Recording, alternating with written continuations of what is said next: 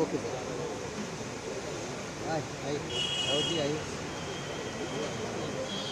लखनऊ में इफ्तार पार्टी में शामिल हुए अखिलेश यादव, बोला भाजपा पर बड़ा निशाना। लखनऊ में सोमवार को सपा प्रमुख अखिलेश यादव इफ्तार पार्टी में शामिल हुए। उन्होंने धर्म गुरुओं के साथ बैठकर खजूर खाया, रोजेदारों का रोजा खुलवाया। अखिलेश ने कहा, भाजपा का जो आचरण है उससे सभी धार्मिक स्थानों को खतरा है।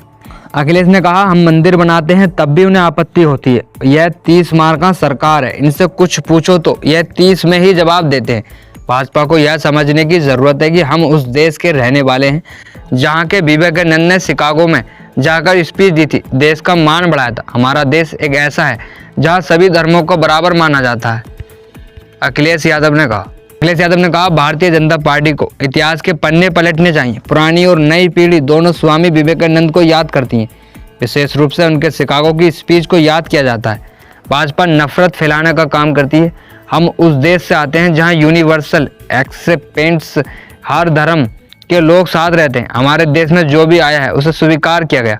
इतिहास का एक पन्ना यह भी है कि छत्रपति शिवाजी महाराज की बहादुरी को देश दुनिया में याद किया गया है। भाजपा उनके तिलक के इतिहास को भी बताएगी, देश में दुनिया में कैसे किया गया था। इस इफ्तार पार्टी का आयोजन करने वाले सभी जिम्मेदारों को अखिलेश यादव ने धन्यवाद कहा। उन्होंने कहा, मिलजुल कर रहना हमारी संस्कृति है।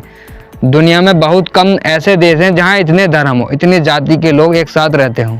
अखिलेश ने कहा, यूपी सरकार 30 मार का सरकार है। यह हर साल पर 30 का जवाब देते हैं। मृत्यु कितने लोगों की हुई? 30। नाव से कितना आया? 30। सरकार के खजाने में व्यापार कितना हुआ? 30 गुना, 10,000 करोड़।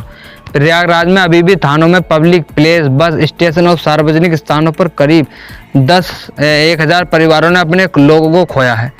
इसकी जानकारी लोगों को ना हो, इसलिए ऐसी खबरों को पर्दा डाल दिया गया।